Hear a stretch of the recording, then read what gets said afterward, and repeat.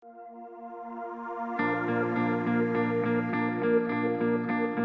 komið þið sæl.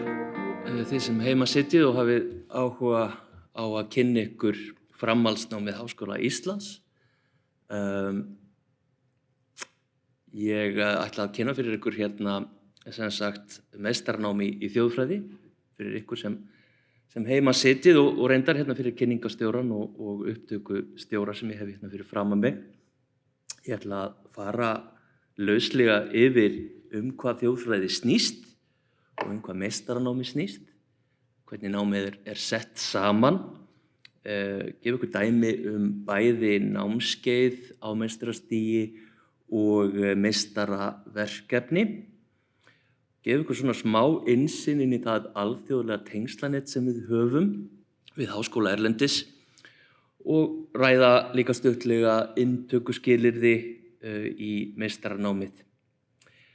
Og svo ætla ég aðeins að spjalla við ykkur hvað við gerum eftir námið, hvað gera þjóðfræðingar og kynna fyrir ykkur þjóðfræði á samfélagsmiðlum og víða annars staðar þar sem geti aflað ykkur frekari upplýsingar. En hvað gerum við og hvað erum við og hvernig urðum við svona?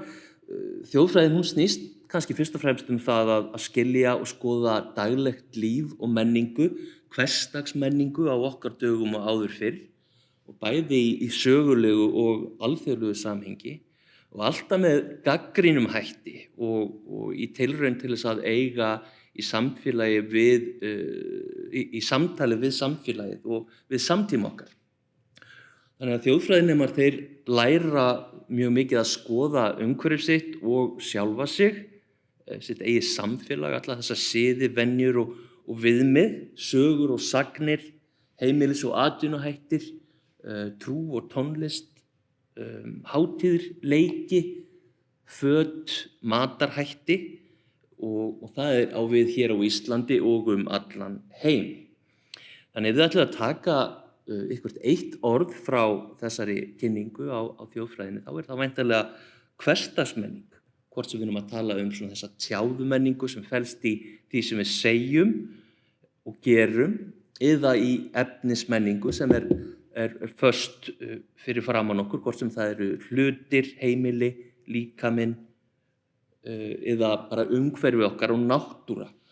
Og hversdagsmenningin hún svo mikilvæg þegar hún mótar alla okkar lífssýn og heimsmynd, bæði fyrr og nú, hvort sem við erum að tala fornnorræna trú eða bara hreinlega hvernig við hegðum okkur núna á dögum kórónuveirunnar nýju.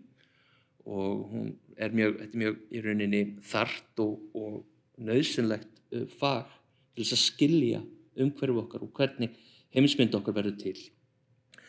En meistaranámið það snýst það meðal annars að tileinka sér hugtök og sjónarhorn þjóðfræðinnar, kenningar og rannsóknaraðferðir, sögu, gagnrýni og vísindaleg vinnubrögð.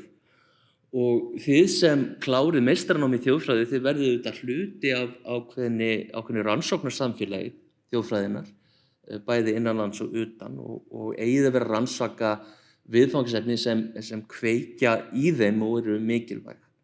Og eins og áður sagði þá geta þetta verið siðir eða venjur, sögur eða sagnir eða mannslíkaminn og mannlífið, agi og nautnir, samfélag og menning á 21. öld eða á miðöldum og allt þar á milli.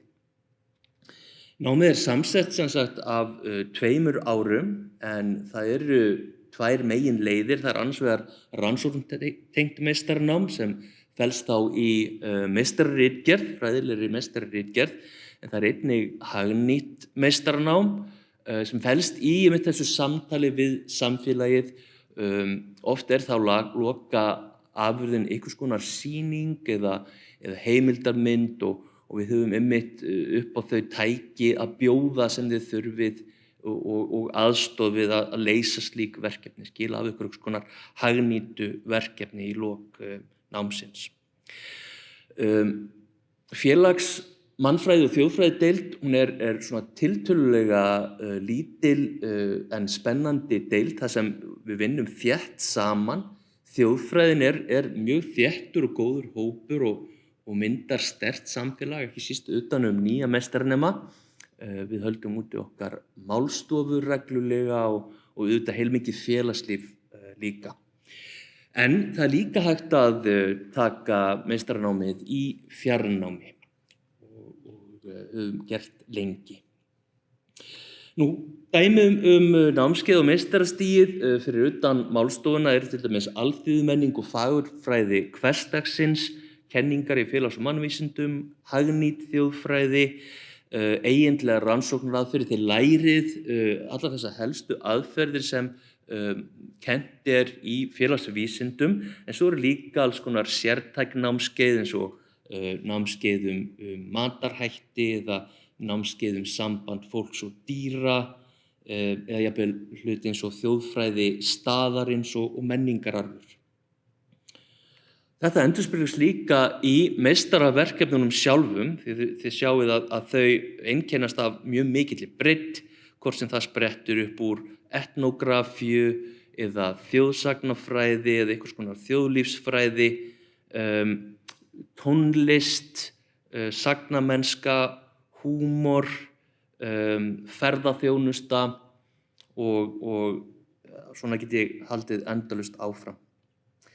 Aðeins okkar alþjóðlega tengslanet, við höfum sem sagt tengsl við deildir út allan heim, þar sem er gott að fara sem sagt í skiptinám og við hvetjum nemendur okkur mjög til þess að gera það.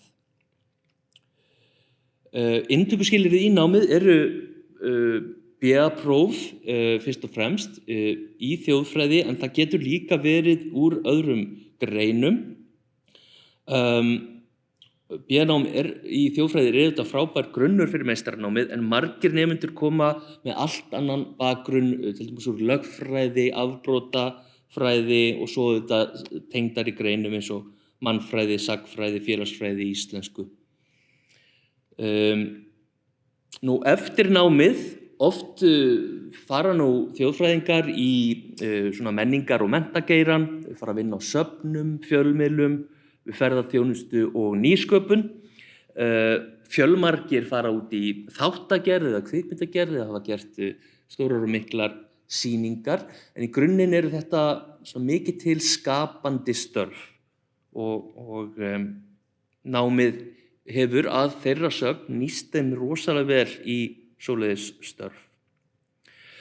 Og þetta sjáum við til dæmis á þeim fjölmörgu fyrrverandi meistarnum í þjóðfræði sem er að gera það gott víða heim.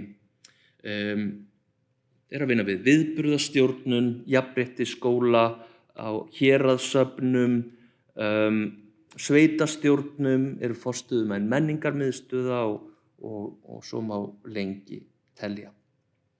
En ég vil hvetja ykkur til þess að kynna ykkur vel þjóðfræðina, til þess með að fara á Facebook síðu okkar, Þjóðfræði við Háskóla Íslands, og við erum líka á Instagram. Þar fáið svona innsýn inn í samfélag þjóðfræðinga, líka ekki bara námið, og kynnist í gegnum þjóðfræðimóla og ýmislegt annað hvað þjóðfræðin snýst. En endilega skoðið vel vefinn hjá HÍ á þjóðfræði@hi.is og eins getið þið skoðað þjóðfræði í mynd sem á verkefni sem finna má á YouTube, meðal annars vídeó hvað við gerum þjóðfræðingar, hvað þjóðfræðin og hinar ýmsu svona stuttmyndir þjóðfræðina. Og ef einhverjar spurningar vakna eftir þessa kynningu þá bendir ykkur að hafa samband við nemendaþjónustu félagsvísindasviðs í þessum númerum og netfangi, og það þakka ég bara kærlega fyrir mig.